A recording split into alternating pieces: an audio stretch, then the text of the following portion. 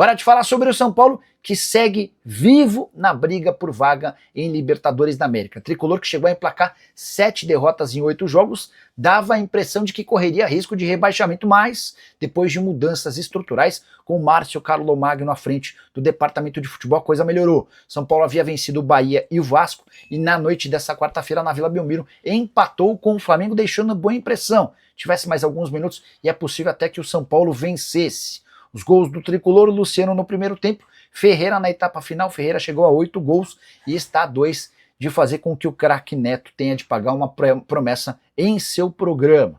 Com o empate, o São Paulo vai a 45 pontos, segue em oitavo, abrindo um ponto de vantagem para Vasco e Corinthians, que perderam na rodada. O Vasco e o Corinthians são os times que mais ameaçam a oitava posição do São Paulo. O São Paulo vai precisar, nessa quinta-feira, torcer para que o Fluminense tropece contra o Mirassol, jogo no Rio de Janeiro. Isso porque o Flu é o 7º e era o time que hoje estaria garantindo a última vaga para pré-Libertadores. O Fluminense aparece com 47 pontos.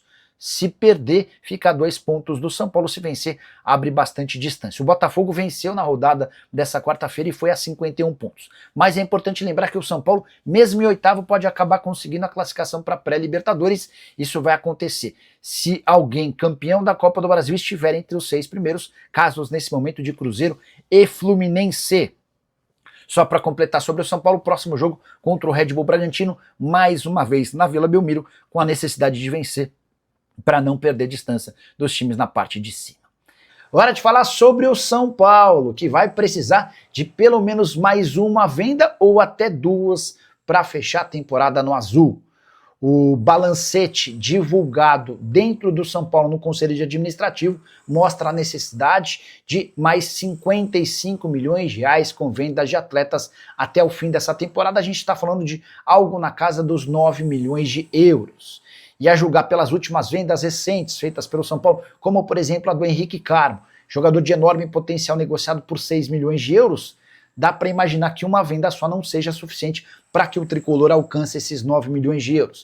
O presidente Júlio Casares tem batido na tecla de que quer fechar 2025 no azul, e para que isso ocorra, ele vai precisar buscar esses 55 milhões de reais em transferências de jogadores. Se você fosse dirigente do São Paulo, como você obteria com vendas de atletas tal quantia? Difícil imaginar quem que pode garantir tanto dinheiro. Importante registrar também que esses 55 milhões vem numa temporada em que o São Paulo ultrapassou 300 milhões de reais com vendas de atletas. Com as negociações já definidas do Galopo, que vai para o River Plate, e no Nestor, que fica no Bahia, esses jogadores estavam por empréstimo e serão comprados. O São Paulo ultrapassou 300 milhões de reais com vendas de atletas, ainda assim vai precisar desses 55 milhões de reais para alcançar um superávit pouco comum dos últimos anos. Quero te atualizar agora sobre o São Paulo. Surgiu nas últimas horas o boato de que Cédric, lateral direito de 34 anos de idade, poderia voltar para o futebol português. O nome do clube não foi divulgado, mas ele estaria na mira de um time do seu país, disposto a contratá-lo no mês de janeiro. São Paulo está absolutamente à vontade e tranquilo em relação a essa especulação. Primeiro, porque o Cédric tem contrato até dezembro de 27, ou seja, ele só sai se o São Paulo aceitar uma compensação financeira. Depois, porque o Cédric é titular absoluto e tem um salário hoje no São Paulo que só seria compatível se ele fosse contratado pelo Benfica, pelo Sporting ou pelo Porto. E olha que ele precisaria chegar para ser titular por lá, para ter salário parecido ao seu atual. Ou seja, o São Paulo está absolutamente tranquilo, confiante de que não há nenhuma chance de o Cédric sair. Até porque, embora ainda não tenha encantado, ele é um cara que faz o arroz com feijão com alguma qualidade. 41 partidas na atual temporada, sendo 34 como titular. O São Paulo pode precisar de um lateral reserva para a próxima temporada e não se descarta a chance de Moreira, que pertence ao São Paulo e está emprestado ao Porto, voltar em 2026. Que nota você dá de 0 a 10 para o futebol do Cédric com a camisa do Tricolor? Já uso o espaço para comentário para registrar sua nota, beleza? Bora falar agora sobre o São Paulo, que segue com muitas dificuldades, reduzindo seus custos e também a dívida líquida. Informação divulgada nessa terça-feira dá conta de que o Tricolor conseguiu reduzir sua dívida líquida no terceiro trimestre de 2025 para algo na casa dos 913 milhões de reais. Parece uma redução pequena, mas é importante registrar que o São Paulo vinha, nos últimos anos, aumentando a sua dívida. Então, só de não aumentá-la já é uma grande vitória.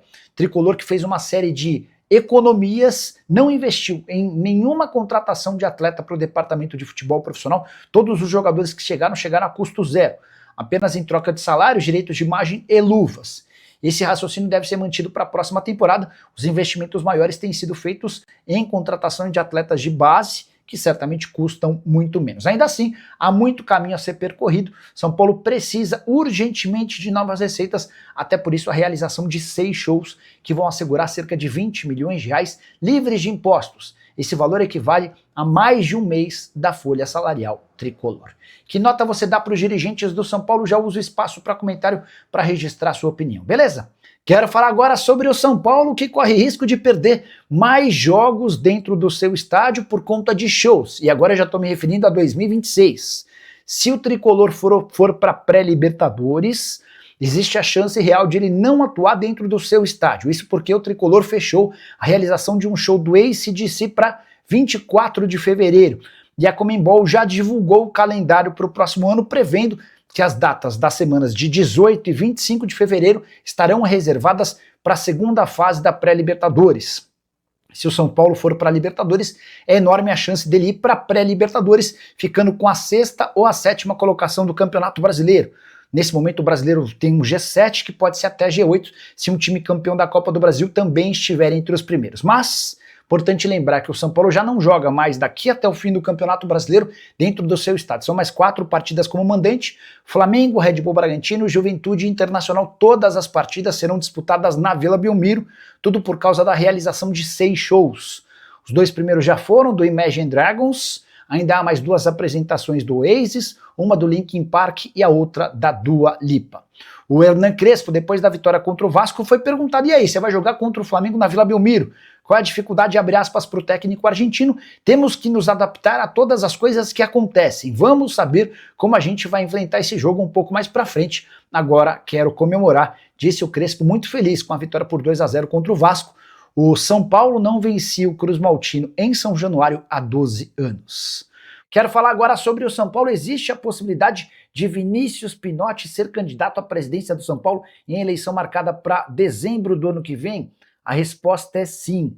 Antes de gravar esse vídeo, consultei pessoas que atuam e têm papel importante na política do São Paulo e ouvi o seguinte, abre aspas: esse é um nome que está sendo estudado pela coalizão do São Paulo.